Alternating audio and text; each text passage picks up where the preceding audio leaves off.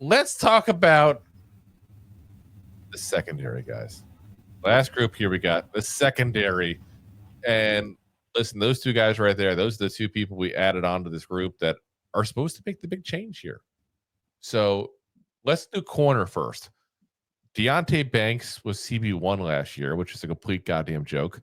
Cordell Flott, Dru Phillips, Adoree Jackson, Trey Hawkins, Nick McLeod. We're going to include him because he was on the team for most of the season there.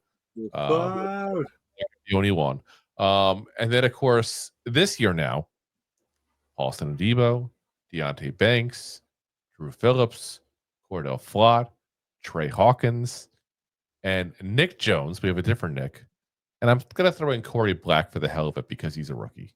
We did draft him in the 7th round, so I probably should include him on the list. Though I haven't seen anything of him, positive or negative whatsoever, like the entire draft.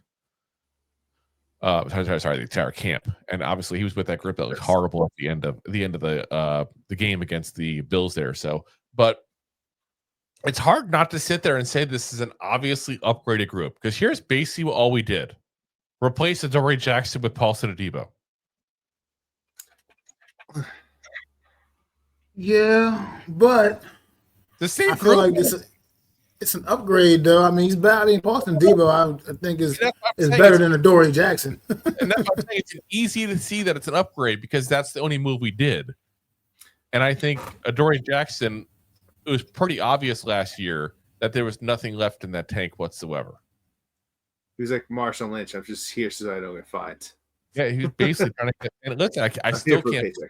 Eagles signed him as well on top of that too. Speaking of Eagles, there, he's actually competing for a starting job with the Eagles right now. I know it's so sad at the same time, but you know he's a player that we've said for years.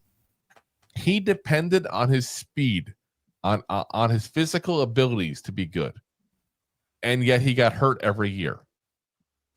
That's not a good mix. Ask Odell Beckham. When you depend on your physical ability and your physical attributes and gifts to be successful, and you get hurt every year, it's a ticking time bomb for that injury to happen to take away what makes you special. Doesn't take much to change from being an elite athlete to an okay athlete in the NFL. The difference is so minute, it's not even funny.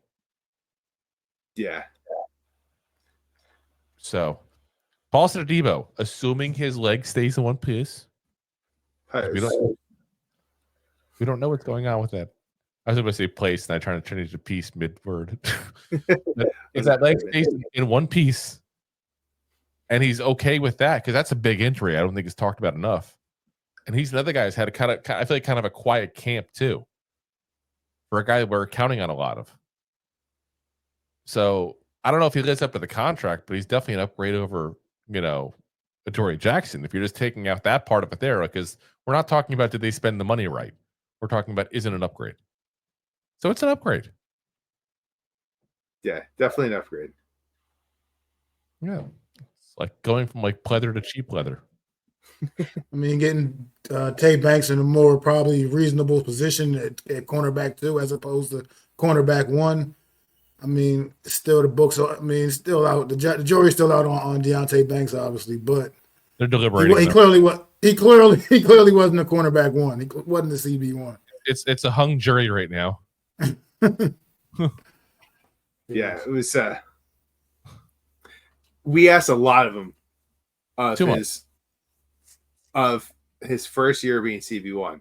Like, oh, we have an incredibly tough division, but by the way, you're playing JJ week 2. Have fun. Yeah. Like, yeah. Like, the best receivers in the NFL, good news, you get to cover them all in one season. Pretty much. What they did to him. Right through tantrums in the sidelines. Like, you put him in a position he wasn't ready for. It's like DraftKings and FanDuel came in and said, Giants, you got a pretty hard schedule with some great receivers. Banks should be your number 1 corner. Put a freebie. But here's the problem with that, though, too, is that Adebo's never been a number 1. Lattimore was the number 1 corner in New Orleans.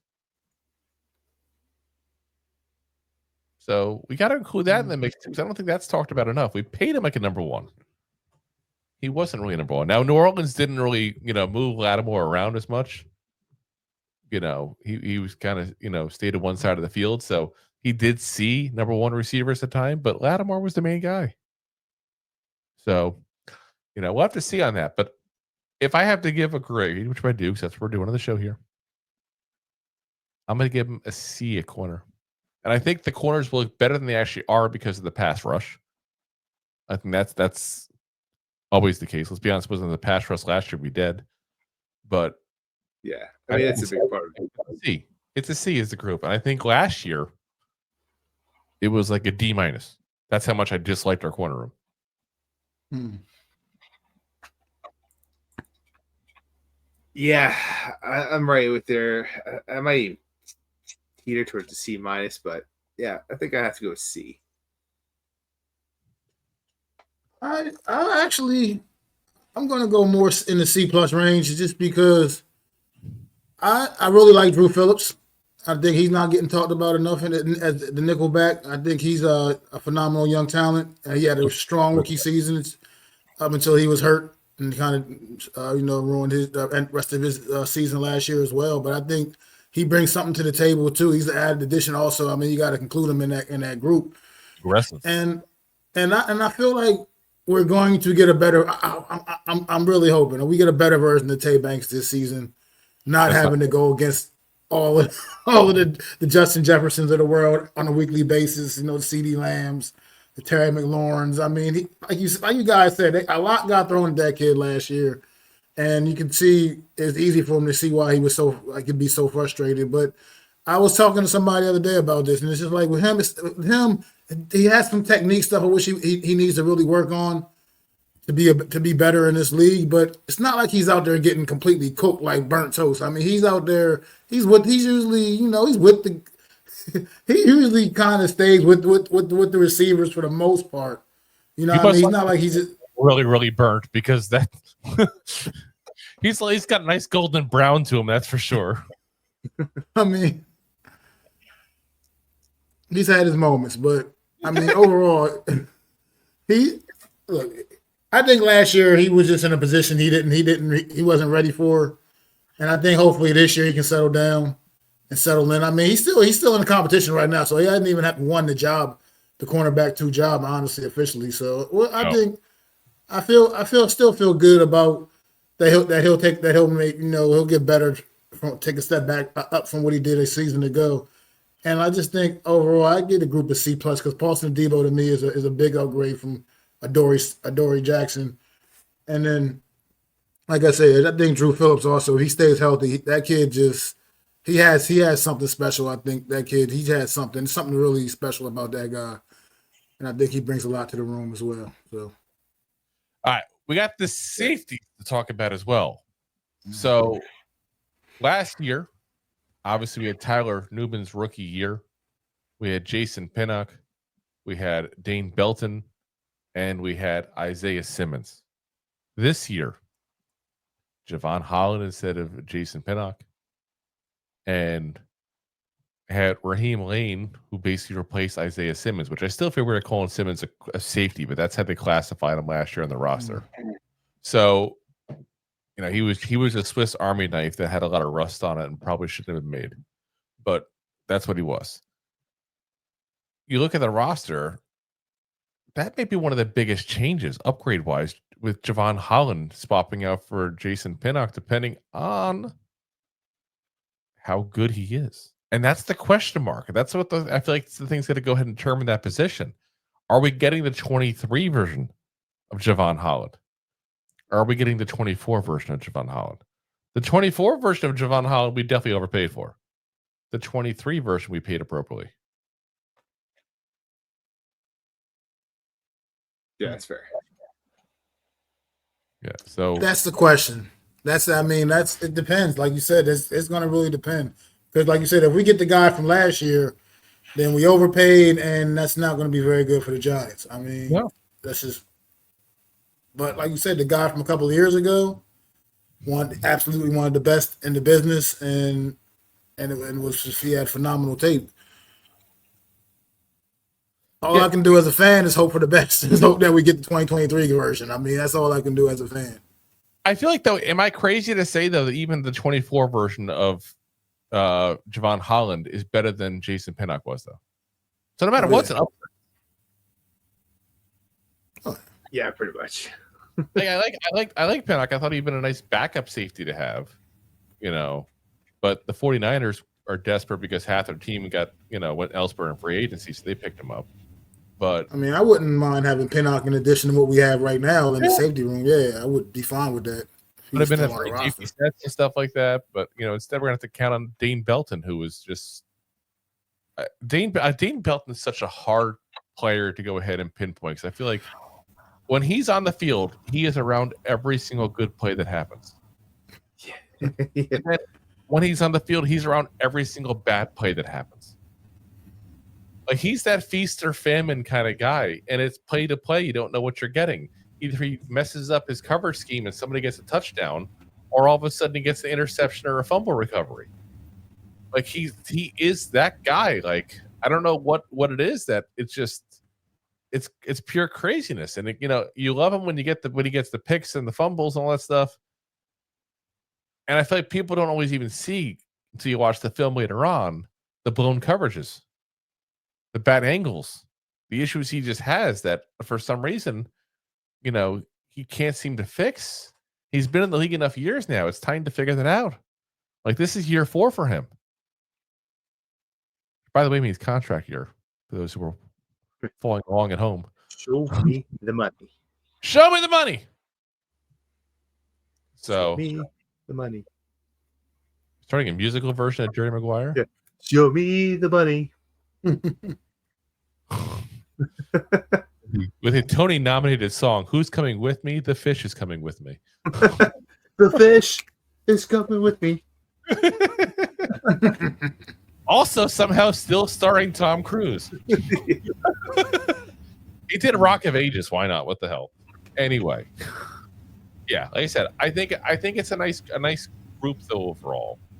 I don't think it's necessarily amazing group, but it has the potential to be really good if Nubin could be what I thought Nubin was going to be last year.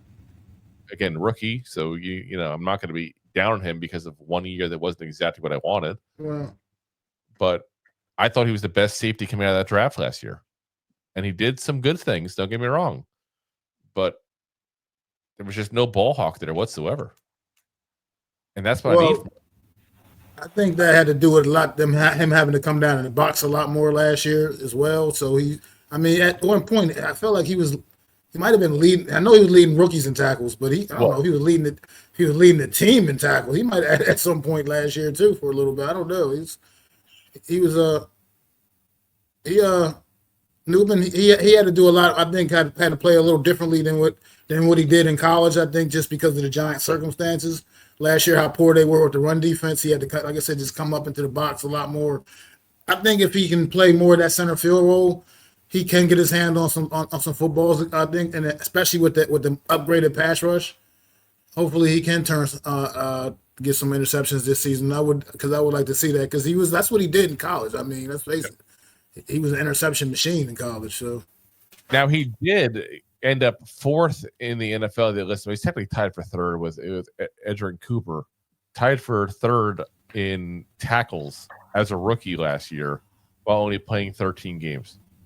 Yeah, at the time when he went down, he was leading, and then it took all the way basically to the last couple of weeks for people to start passing. Mike Sandrichel, the corner for the Commanders, who was the former Michigan Wolverine, he got in 17 games, he got 62, and he led it. Javon Bullard for the Packers had 61 in 15 games. So yeah, he would have had it wasn't for that. So it is what it is. There, I just think he should get better in year 2. You couple that with Holland. Feel good about him. You couple that with us finally understanding that Isaiah Simmons is not a good player, and it's a better group. And I would have probably given a C last year. I think a C is fair. With this changes, I would give it a B-.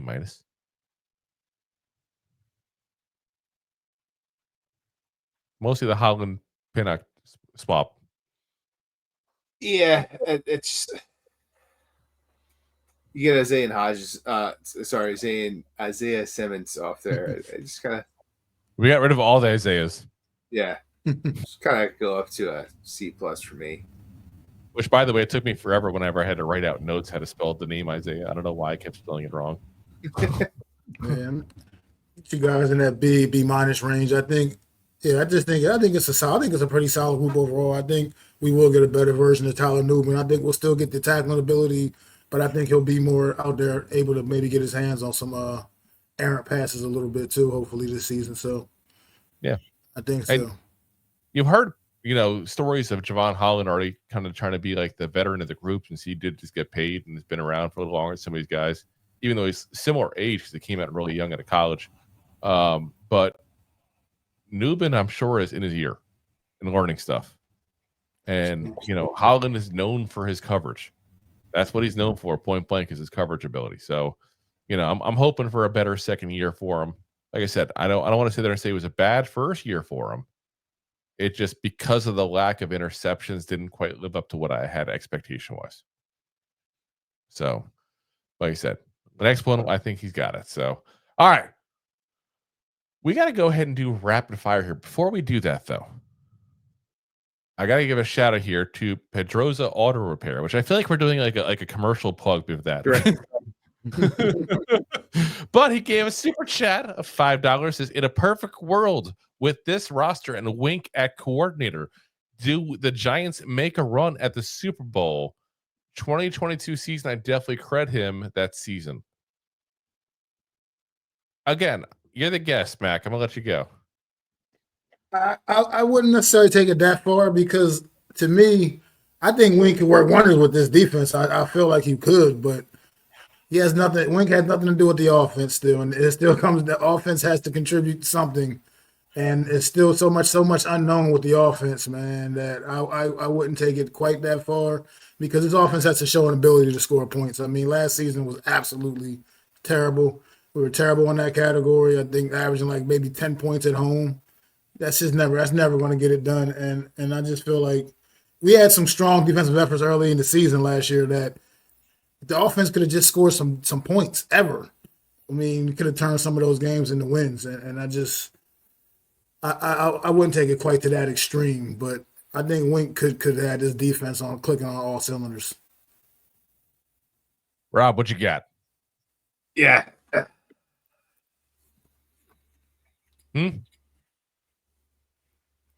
No, I don't know. You're on the fence, I can tell. You're on the fence. I am on the fence. It's gonna hurt. There's spikes at top. Listen, what we did to that defense is just something that it needs to happen, but we've improved from Wink from there.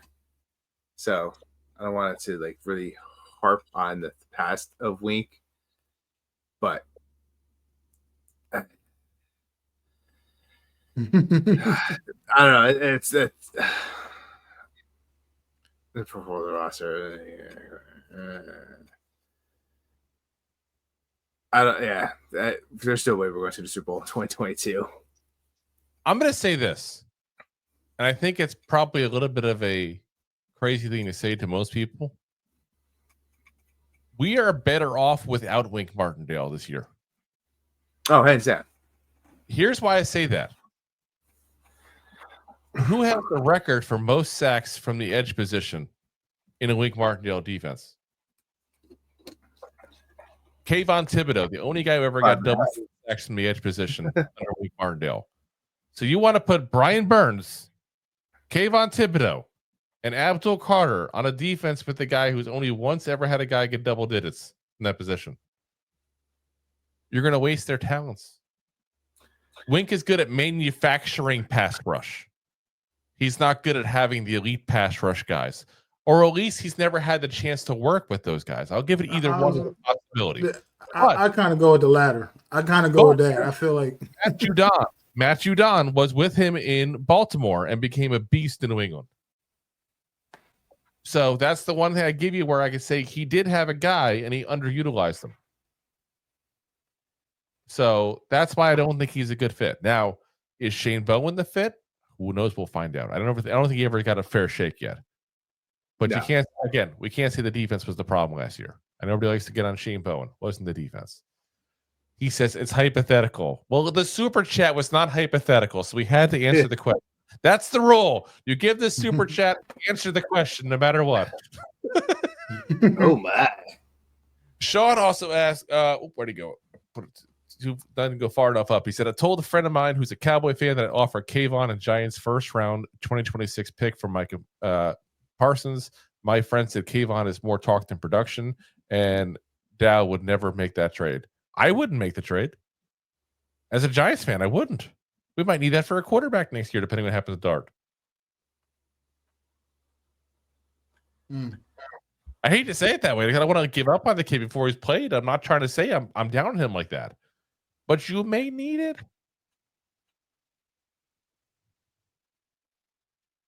It's either that or you're stuck back with no quarterback again another year. Not a good place to be. We've been there for a while now. Absolutely bonkers. Yeah. So I'm not doing it. Not doing it. Now, in all fairness, I don't think Dallas does either. I think it takes 2 first-round picks probably to get him. I don't think Kayvon is the equivalent of a first-round pick right now. No, I don't think so. I don't think the Giants could get a first-round pick for Kayvon Thibodeau if they put him out on the block. Now when you got to pay him here soon. That's more than we gave up for Brian Burns. Oh yeah, it is. You're right. So, thanks for watching. Like the show? Of course you do, or you would have turned it off by now and not be hearing me. There are plenty of ways to support the show. YouTube is the best place to join us, and we offer memberships there with fun benefits like custom emojis and early access to video clips. Of course, there you can also send super chats and stickers to send one-time support payments. The best way to support the show is to buy these drunk idiots beers at buymeacoffee.com/2giantgoofballs. Along with one-time support payments, there are also monthly plans, so you can continue to help kill their livers each month. You can also show people that you are a goofball by visiting our store at 2giantgoofballs-shop.fourthwall.com. We got everything from shirts, hats, phone cases, funny candles, buttons, stickers, and even a 2 Giant Goofballs towel to dry off your goofballs. Of course, you can always support the show for free by simply hitting the like, subscribe, and share button wherever you are watching or listening to this. Hit the thumbs up on YouTube. Leave a 5-star review on Apple Podcasts. It helps the show tremendously, and quite frankly, the goofballs suck at marketing and need your help to get the word out. Thank you for being part of the Goofball Army and for taking the time out to support the show. If you like that clip, then you will love the full episodes too. Find us on your favorite podcast app and look for us on all your favorite social media platforms. Thanks so much. Please, I'm begging you. Please.